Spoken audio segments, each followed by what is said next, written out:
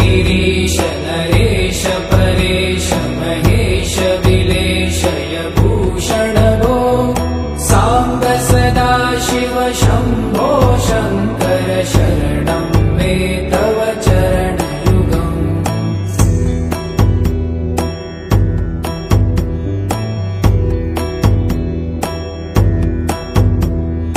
उमया दिव्य सुमङ्गल विग्रहया लिङ्गित वामाङ्ग विभो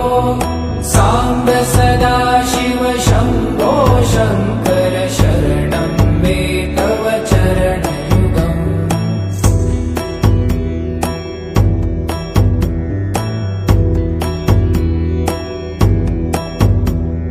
दूरीकुरु मामज्ञमनाथं दूरीकुरु मे दुरितं भो साम्ब सदा शिव शम्भो शङ्कर शरणं मे तव चरणयुगम्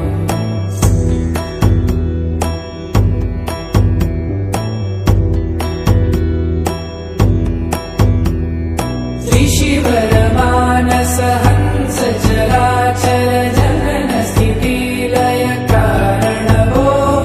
साम्ब सदा शिव शम्भो शङ्कर शरणं मे तव चरणयुगम् अन्तःकरण विशुद्धिं भक्तिं च त्वयि सतिं प्रदे